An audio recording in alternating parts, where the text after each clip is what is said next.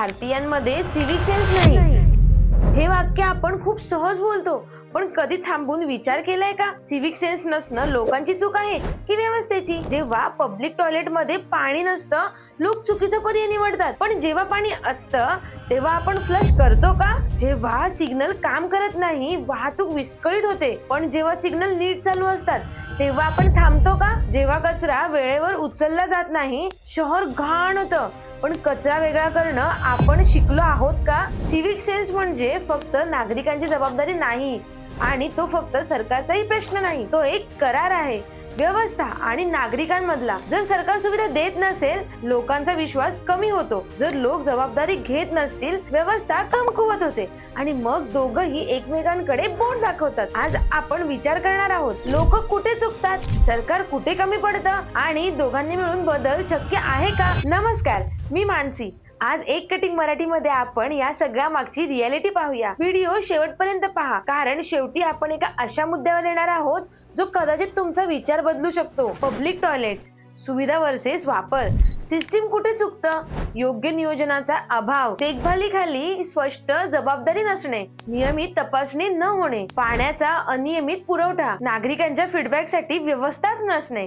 Infrastructure उभं करणं सोपं आहे, पण सातत्याने देखभाल करणं ही खरी कसोटी आहे. नागरिक कुठे कमी पडतात? फ्लश न करणं, पाणी विनाकारण वाहू देणं, भिंती खराब करणं, कचरा योग्य डब्यात न टाकणं. सार्वजनिक म्हणजे कोणा एकाचं नाही, ते सर्वांचं असतं. डीप रियालिटी, पुअर सॅनिटायझेशन म्हणजे पाण्याचं प्रदूषण, संसर्गजन्य आजार, महिलांची सुरक्षितता कमी, पर्यटनावर परिणाम. स्वच्छता ही सौंदर्याची गोष्ट नाही, ही सार्वजनिक आरोग्याची पायाभरणी आहे. कचरा व्यवस्थापन, सरकार कुठे चुकतं? घराघरातून कचरा वेगळा घेण्याची काटेकोर अंमलबजावणी नसणे, खत निर्मिती केंद्रांची कमतरता, पुनर्वापर उद्योगाला पुरेसा पाठिंबा नसणे, कचरा डेपोचे योग्य व्यवस्थापन नसणे. धोरणं आहेत, पण अंमलबजावणी असमान आहे. नागरिकांची चूक, ओला सुका कचरा एकत्र टाकणं, प्लास्टिकचा अतिवापर, वेळेवर कचरा न देणं, कचरा रस्त्यावर फेकणं. ओला कचरा म्हणजे खताची संधी, सुका कचरा म्हणजे पुनर्वापराची संधी, मिश्र कचरा म्हणजे प्रदूषण. डीप रियालिटी, ओला कचरा कंपोस्ट होतो,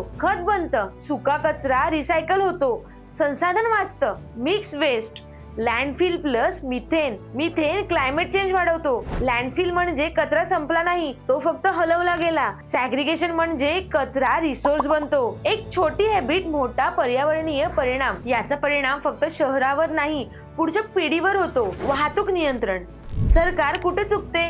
सिग्नल आणि यंत्रणांची योग्य देखभाल नसणे, रस्त्यांची चुकीची रचना, नियम अंमलबजावणीत सातत्य नसणे. नागरिकांची चूक, हेल्मेट फक्त पोलीस दिसले तरच घालणं, चुकीच्या दिशेने वाहन चालवणं, झेब्रा क्रॉसिंगचा अनादर, वेग मर्यादा न पाळणं. वाहतूक नियम म्हणजे दंड टाळण्यासाठी नाही, ते जीव वाचवण्यासाठी आहेत. डीप रियालिटी, ट्रॅफिक रूल म्हणजे गव्हर्नमेंट कंट्रोल नाही, ते आहे कलेक्टिव्ह सर्व्हायव्हल मेकॅनिझम. तुम्हाला याच्या मागची मानसिकता माहित आहे का?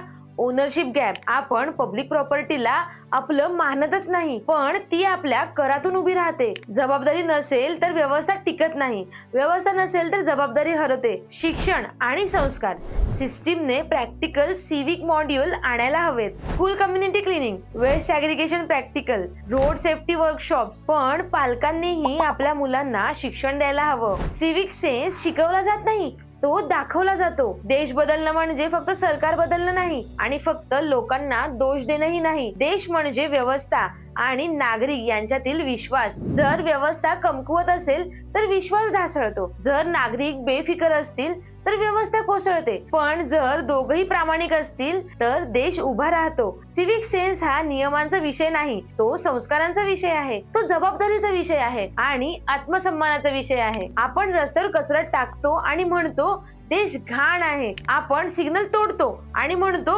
वाहतूक बिघडली आहे, आपण सार्वजनिक संपत्ती तोडतो आणि म्हणतो सरकार काही करतच नाही. पण देश म्हणजे ते नाही, देश म्हणजे आपण आहोत. आणि ज्या दिवशी सरकार जबाबदारी स्वीकारेल आणि नागरिकही जबाबदारी उचलतील, त्या दिवशी सिव्हिक सेन्स हा प्रश्नच उरणार नाही, तो आपली ओळख बनेल आणि आपल्या संस्कृतीचा भाग बनेल. कारण देश रस्त्यावर घडत नाही, तो घडतो आपल्या नियमांमध्ये, आपल्या सवयींमध्ये, आपल्या विचारांमध्ये. आणि कदाचित बदलाची सुरुवात आज इथूनच होऊ शकते. मंडळी, तुमच्या शहरातील परिस्थिती कशी आहे? बदलाची सुरुवात कुठून व्हावी असं तुम्हाला वाटतं? तुमचं मत कमेंट मध्ये नक्की कळवा आणि अशाच नवनवीन व्हिडिओसाठी एक कटिंग मराठीला आताच सबस्क्राईब करा. आणि जाण्यापूर्वी चला आजपासून आपण एक छोटा संघर्ष करूया बदलासाठी. कचरा इकडे तिकडे टाकणार नाही. ओला कचरा सुका कचरा वेगळा करू. ट्रॅफिक नियम दंडासाठी नाही, स्वतःच्या सुरक्षिततेसाठी पाळू. सार्वजनिक ठिकाणं स्वच्छ ठेवू आणि सिव्हिक सेन्स ही सवय बनवू. कारण देश बदलण्याची सुरुवात मोठ्या निर्णयांनी नाही, छोट्या कृतींनी होते. चला आजपासून बदलाची सुरुवात आपल्यापासून करूया. हा व्हिडिओ इतरांपर्यंतही पोहोचवा, त्यांनाही या प्रवासात सामील करून घेऊया. चला बदल स्वतःपासून घडवूया.